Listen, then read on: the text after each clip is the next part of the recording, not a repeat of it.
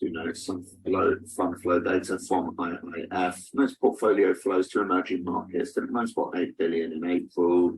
EM equity debt flows were 2.1 billion and 7.7 billion. Where Chinese equities posted a $3.8 billion outflow in April, went to IIF.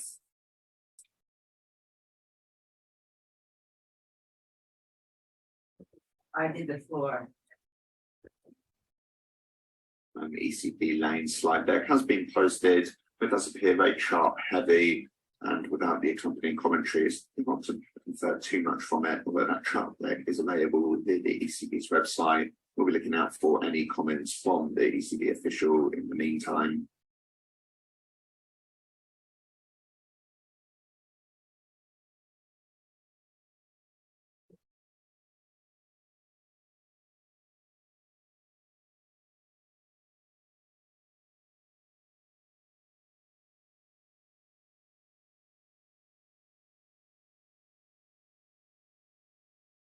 Okay, I'm going to start the webinar now with a recording, just covering what to look for today and for the rest of the week. I'm going to try this again and pre-record my introduction so I don't have to go over it during the webinar. I didn't realize until just a short while ago that the UK is closed today for a bank holiday for coronation of the new king. It wasn't on my calendar, and it does make an impact and difference on trading because London really is the center of trading, especially in the Forex market. And that accounts for some of the choppy trading we had. This is a week where the key events are going to be US CPI on Wednesday. I think PPI comes out maybe Thursday, and the UK monetary policy decision on Thursday as well. What do we have? Today is a tricky day. We have interest rates ticking up. We have stocks still on the firm side. And the key event, and something that I've never seen have an impact before, is a senior loan officer survey, where they surveyed banks to see what lending conditions are like. The only thing about this is I was taken at the turn of March, April. Since then, we have the First Republic Bank got to fail, and PacWest come under pressure. But it's something there's no timing when it comes out. You just got to be aware. Probably will have an impact depending on how tight the conditions are relative to where they were last month. Last quarter, whatever they had, it was about 45%, whatever that means, tightness. So Goldman Sachs says it's going to be 60%, still higher, but not where it was in 2008 or 2009 after the financial crisis. So just be aware that is going to come out at any point in time. Doing this video about an hour and just an hour and 40 minutes before our webinar. So maybe it comes out before then, but just be aware that comes out. That could lead to some sort of knee-jerk reaction in the market. I've never seen the market react to it before, but the market is reacting to every little piece of data that might influence the trade. So here we are. That's it. The weak currency has been the yen. Interest rates tick up. The yen is being used to carry trades against currencies like the Aussie dollar, New Zealand dollar, and Canadian dollar. It's been the outperformers. New Zealand being the outperformer of all the currencies. Now, just throw that up in a second just to show you.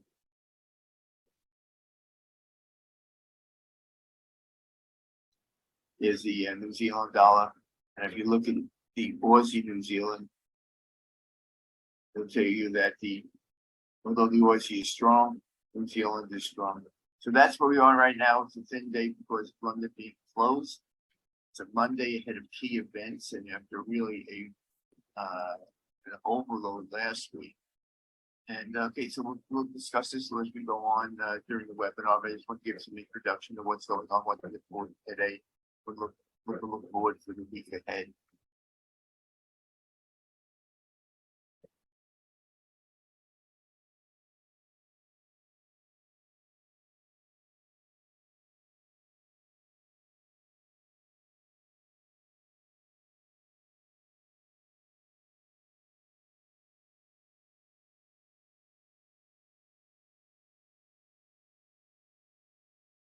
I'm gonna try this again and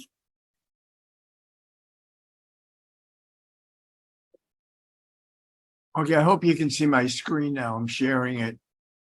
What I want to go over, this is I don't know, with London closed, this has been really a thin session so far. Mondays are usually my slow start, and I actually started slower today than normal because I've been away for the weekend. Came back late yesterday. But I want to go through a little teaching here. Maybe we'll see a trade later.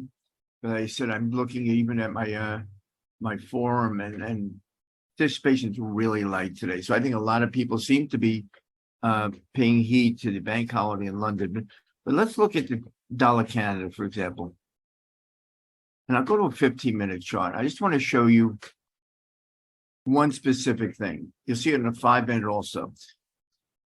I mean, we have blue lines dominating, and I'll show you in a second that, to try to pick a bottom in dollar Canada is really, I've been like catching a falling knife.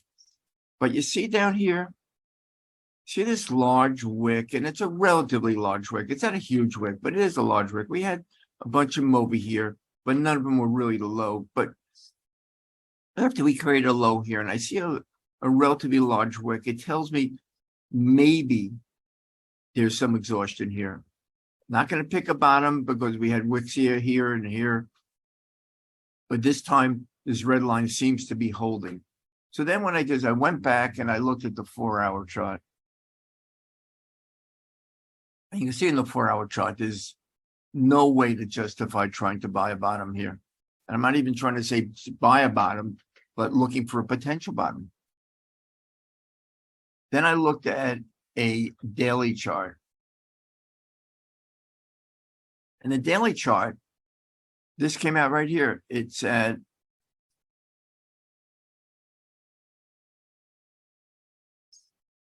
it looks like around 133 or so.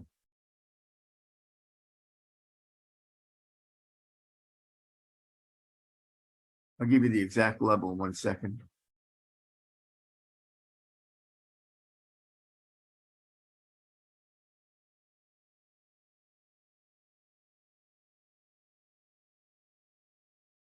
Yeah, 133 to figure. And we came down here. I think this is around the low today. I think it was around 133.14, maybe.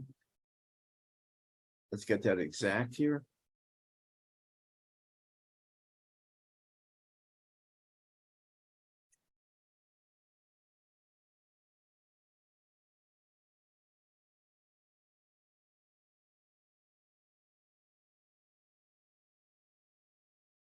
Yeah, around 133.14.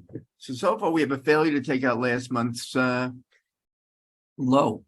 That's your first warning sign. Along with that wick, tells me just to be on guard for a potential bottom.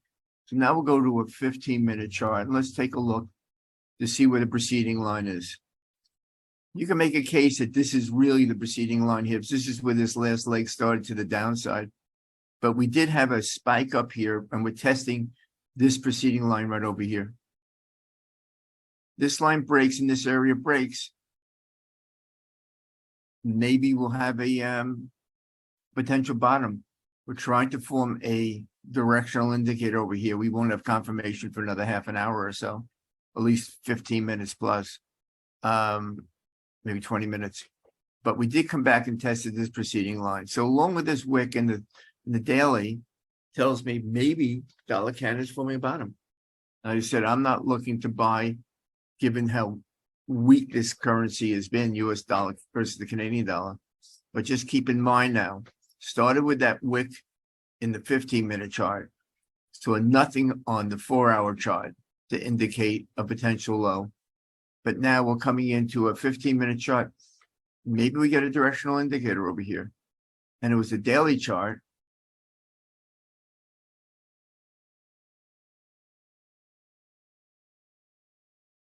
We said, this is last month's low. So just keep that in mind here. So now we go back. I'm not sure even what currency to look at right now.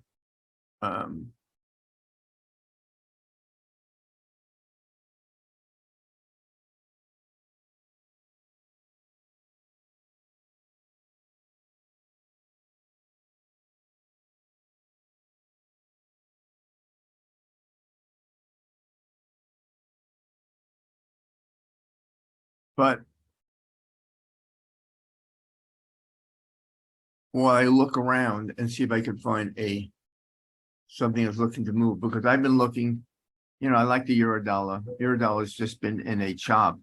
But what I did notice about it, and I came in a little bit late and missed it. The two big moves we had today were all dominated by red candles. Here we had a more mix to sustain and move up. But here, so that tells me maybe the downside's a little more vulnerable. And here we have, again, 3 red candles over here. I was kind of hoping to see some sort of a bunch of resistance in here so I can get my profit in here. But I am looking to the downside. And why? Well, in this case, it's two-sided. I'm just going to show you how I approach the market. And to make this a teaching lesson, as the market here is a little bit still in a chop.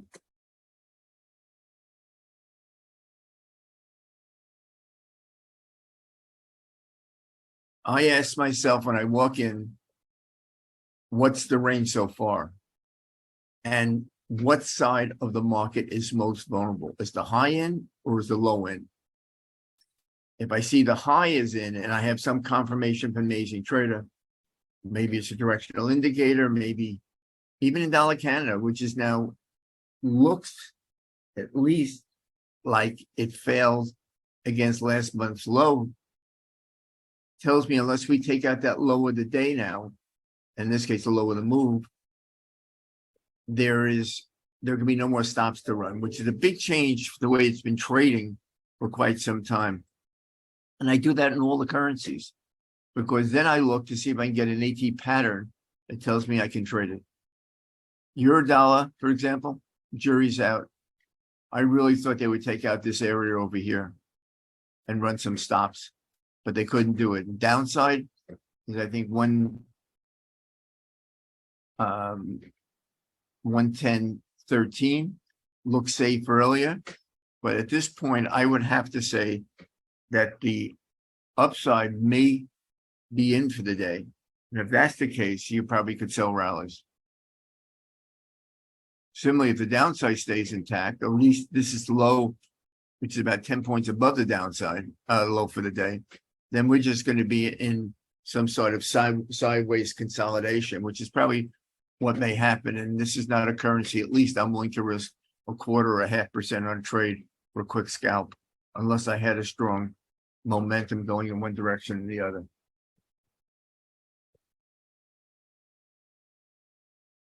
The wild card here, and it kept me a little on edge, is this, it's called the Senior Loan Officers Opinion Survey, SLOOS. No idea what's going to come out, no idea whether it's going to have any impact at all.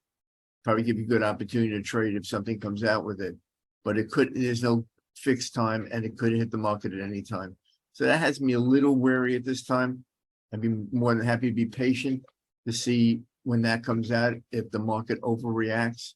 What we had so far today, we've had interest rates ticking up and we've had stocks starting to trend a little down. That seems to be weighing on some of the, well, not really the Aussie so much, which is tested 68, but in Dollar Canada, we have now gone through that.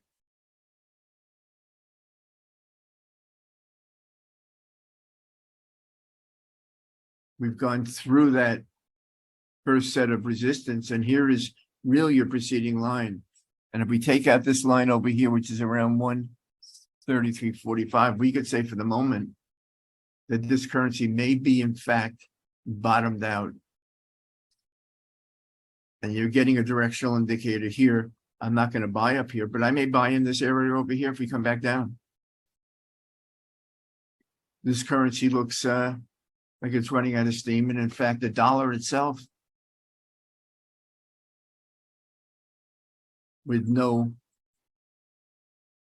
nothing but maybe this mini double top, which was not really a trade in the euro dollar, is looking soft. Dollar yen is probably lagging because equities have come down a little bit.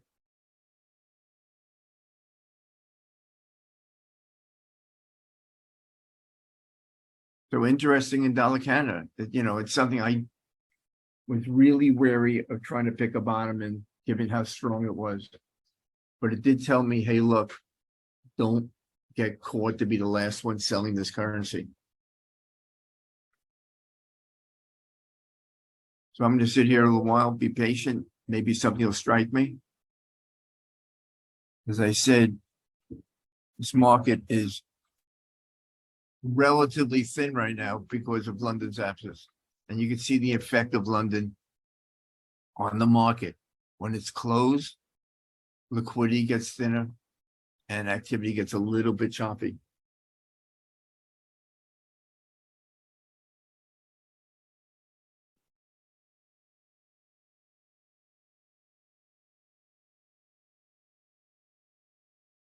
And here's your dollar Canada. This is a 15-minute chart. We're coming against this trend line over here. And this trend line comes off this high over here. So it's a pretty significant trend line. If we go through it, we've already gone through here. So we could say for the moment, at least this episode to the downside looks to be over. I mean, this wasn't confirmed until right about over here. So a little hard to chase a unconfirmed directional indicator on a 15-minute chart. But dollar Canada is performing in line with the amazing trader is telling it. And here's your 1-hour chart. You can make this a preceding line. It's because of the scale. This is probably a decent, very is a preceding line. Though here is the top of your range here.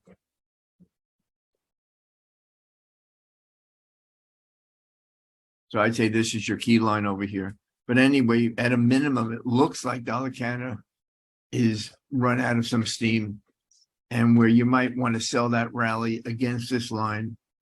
For me, it's not one I'm going to fade at this point, but this market has changed.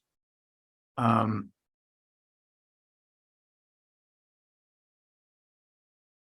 here we go. I'm sorry. The mood has changed in it, and it all come down for the same thing. If a low is in now, we get a second line over here. It's probably the only first clear directional indicator in this currency, plus the daily chart, which is showing a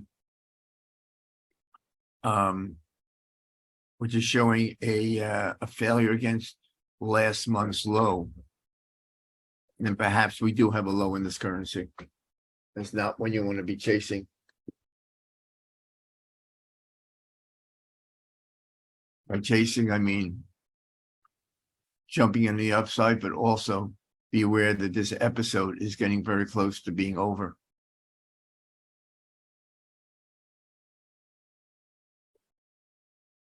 Now I got to find something to trade here.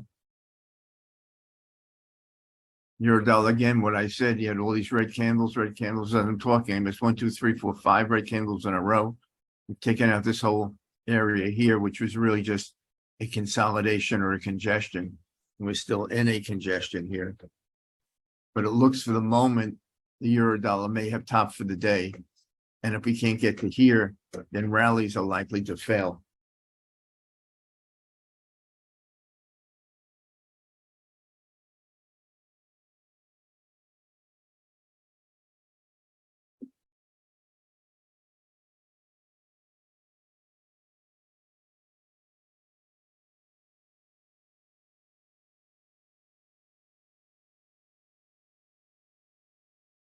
I'm just going to keep an eye out right now.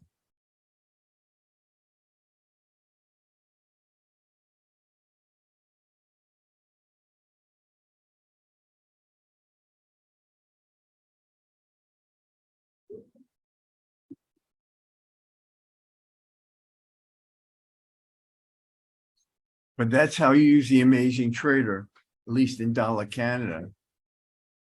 As I said, really a leap of faith to start buying that currency without any confirmation. And by confirmation, I mean a confirmed directional indicator right up to this trend line. Here we go. What do we do if this gets confirmed now? Maybe you get a dip back into this area and you could trade it from the long side. But I have trouble at this point. I'm not going to chase it. I'm also not going to sell it because we violated it. Any of these could be your preceding lines, but we'll see what happens with the trend line.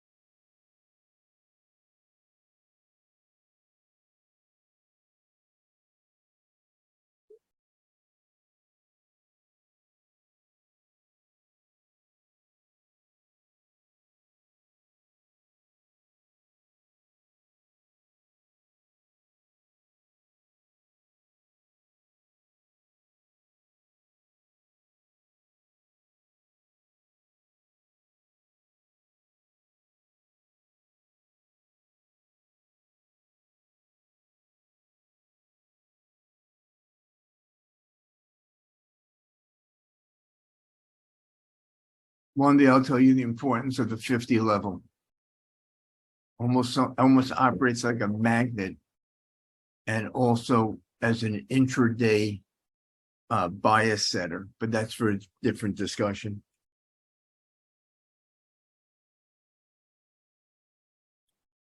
You know, what I'm going to do today is, and I hope those on the webinar don't mind, very thin, participation is very light in the room as well here. I'm going to shut this down early. Rather than sit here and just talk and hopefully see a trade. But I did point out here how dollar Canada may have been turning. Wasn't a trade I was jumping on because we're not getting confirmation till here. Tell you what, I'll wait for, let's see. We can wait another 6 minutes if you don't mind waiting on. I assume we're going to get confirmation. And if we get confirmation, then we have a directional indicator in a 15-minute chart.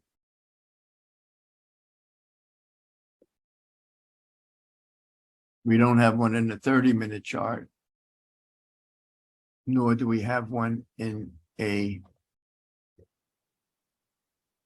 1-hour chart,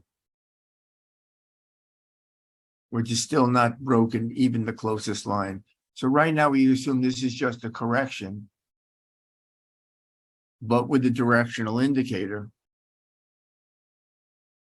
unless you want to trade off this trend line here with a stop above one of these lines, the mood in this currency at least has changed.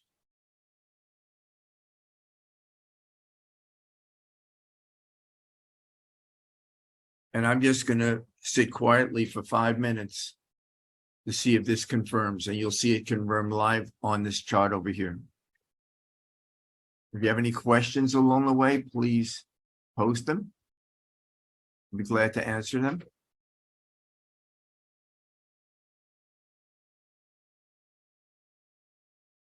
I assume this is going to confirm, and this looks like it wants a hold. Although we just broke briefly this trend line here. And that to me tells me I do not want to be short. Big change in the last couple of days.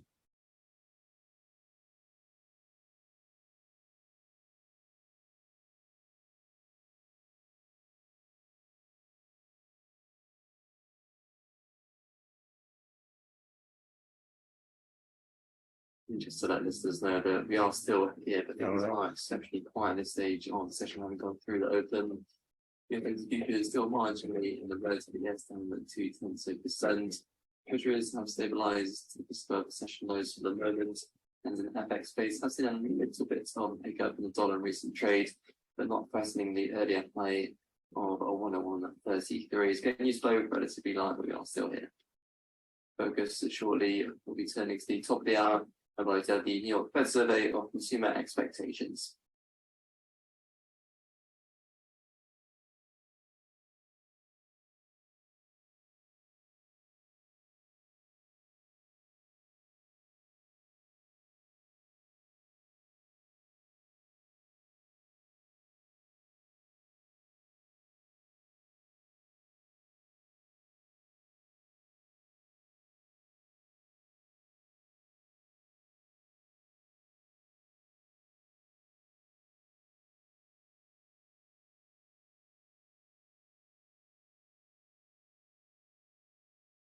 Okay, we got 3 minutes left. I just want to show you how a line gets confirmed in real time.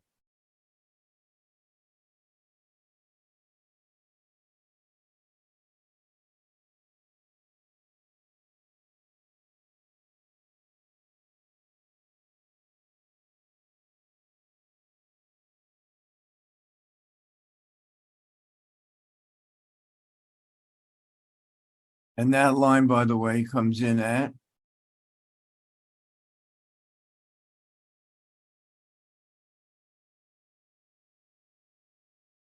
well, not showing up like now, but this would be a line. Let's just watch it for 2 more minutes.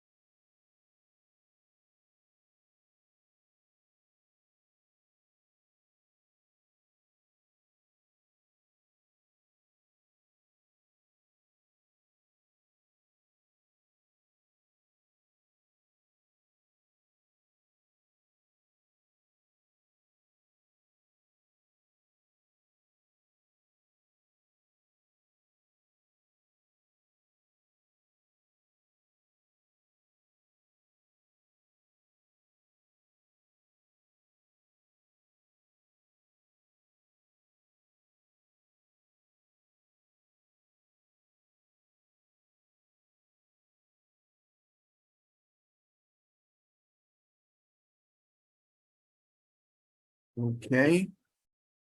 There we got it confirmed. And that's how a line gets confirmed. Of course, chasing at this point to me is fruitless, but if we come back anywhere in this area today, especially above this trend line here, I'll probably take a buy with a stop below here or stop below here, at least for a day trade. So I'm going to shut this down early. Come on tomorrow when the market is back to full strength. Same time, same place.